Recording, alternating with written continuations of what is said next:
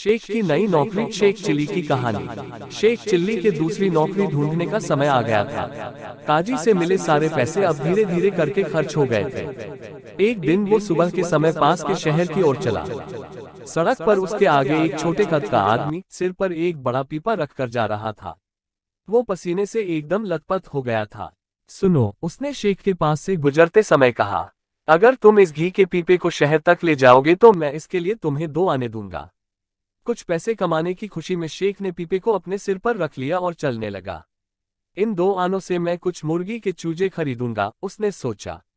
जब वो चूजे बड़े हो जाएंगे तो मेरे पास बहुत सारी मुर्गियां और अंडे होंगे। उन अंडों को बेचकर मैं मालामाल हो जाऊंगा। फिर मैं गांव का सबसे आलीशान मकान खरीदूंगा और दुनिया की सबसे खूबसूरत लड़की से साथ शादी करूंगा। फिर अम्मी को कभी काम करने की जरूरत नहीं पड़ेगी। वो और मेरी बेगम आराम से रानियों की तरह बैठी रहेंगी और उनकी सेवा के लिए 40 नौकरानियां होंगी। मैं पूरे दिन पतंग उड़ाया करूंगा, बड़ी बड़ी रंग बिरंगी पतंगे जो खास मेरे लिए ही बनी होंगी। सारा गांव मुझे पतंग उड़ाता हुआ देखने के लिए इकट्ठा होगा फॉर फ्री।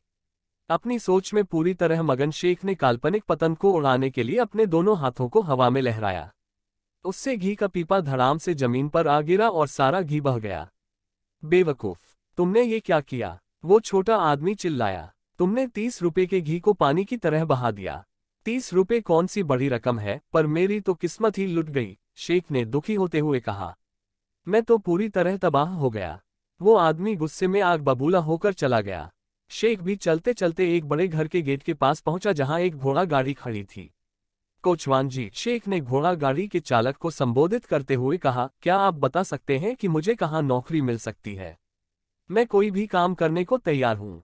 तुम अंदर जाकर कोशिश करो, कोचवान ने कहा। मुझे लगता है कि रसोइये को एक मददगार की तलाश है। शेख घर का चक्कर लगाकर पीछे गया और वहां जाकर रसोइये से मिला। शेख को नौकरी मिल गई। वो पूरे दिन भर सब्जी काटता रहा और बर्तन मांजता रहा। रात तक वो थककर एकदम पस्त हो गया और उसे जोर की भूख लगी। ये लो, रसोइये ने शेख की ओर 2 सूखी रोटी और कुछ अचार फेंकते हुए कहा।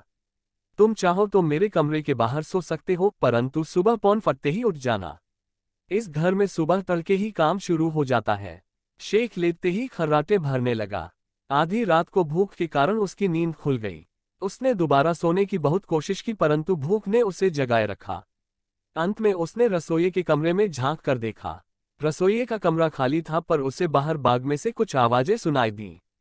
शेख ने थोड़ा करीब जाकर देखा।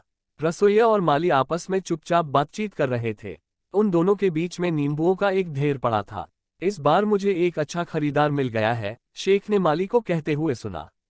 अभी तक हमें जो कीमत मिल रही थी वो उससे दुगना मूल्य देगा। अच्छा, रसोइये ने कहा, तुम बेफिक्र रहो, बूढ़ी औरत को कोई भी शक नहीं है।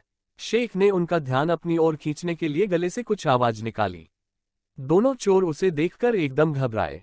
मुझे बहुत भूख लगी है, शेख ने कहा। भूख के मारे मैं सो नहीं सका। क्या शेख को वाकई भूख लगी थी या वो अपना मुंह चुप रखने के लिए कुछ पैसे चाहता था? रसोइये को कुछ समझ में नहीं आया। उसने अपनी जेब से कुछ सिक्के निकाले और उसे दे दिए। किसी से एक शब्द भी नहीं कहना, उसने गुर्राकर कहा। अब जाओ, मैं जा रहा हूं, शेख ने कहा। परंतु वो आधी रात को अपने लिए खाना कहां से खरीदेगा? वो गेट की ओर चलते समय सोते हुए कोचवान से टकरा गया। कोचवान जाग गया और उसने शेख से जाने का कारण पूछा। शेख ने कोचवान को पूरी कहानी सुनाई। अच्छा, तो ये दोनों इस खुराफात में लगे थे? कोचवान ने कहा। मुझे इन पर पहले से ही शक था। सुबह को मैं पहला काम ये करूंगा, बीबी जी को बताऊंगा कि उन्होंने अपने घर में 2 चोर पाले हुए हैं। मैं ये पक्का करूंगा कि वो इन दोनों चोरों को निकाल दें। और वही हुआ। शेख को चोरों को रंगे हाथों पकड़ने के लिए 50 रुपयों का इनाम मिला। उनकी जगह एक नए रसोइये और माली को रखा गया। शेख को रसोइये के मददगार की जगह कोचवान का सहायक बनाया गया।